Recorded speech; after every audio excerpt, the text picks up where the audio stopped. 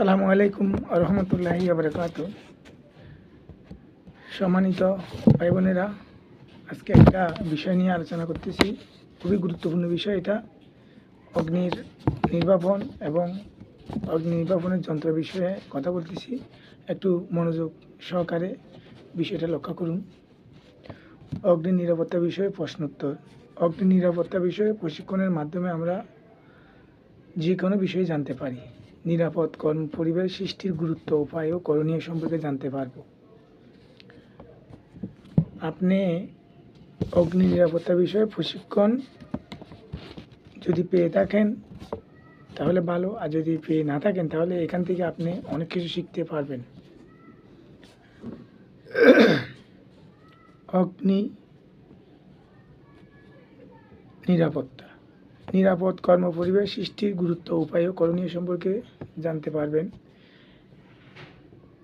আমাদের এটা ট্রেনিং আছে, ব্র্যাক কর্তৃক ফায়ারের সার্টিফিকেট প্রাপ্ত প্রশিক্ষকের মাধ্যমে প্রশিক্ষণটি আমরা পেয়ে থাকি।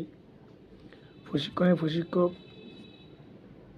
আছে কয়েকজন, ওনারা আমাদেরকে প্রশিক্ষণ দিয়ে থাকে। অগ্নি নিরাপত্তা বিষয়ে প্রশিক্ষণে মোট 12টি ভিডিও আমরা দেখেছিলাম।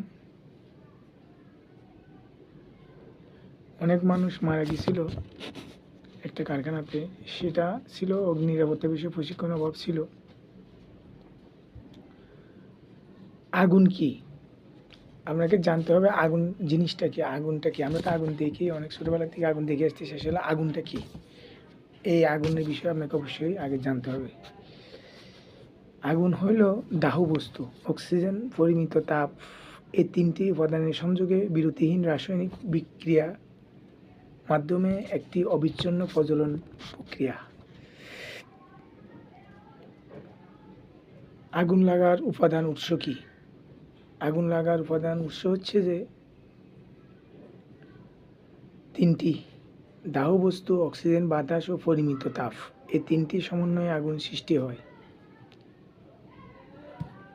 যেমন ধরেন কারখানা যদি চাকরি করেন, কারখানার আগুনের ঝুঁকি কী কী থাকতে পারে?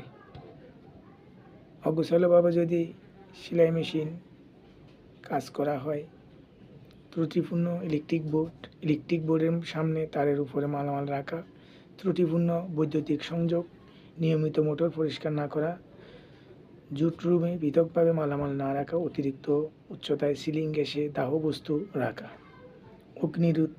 অগ্নি প্রতিরোধ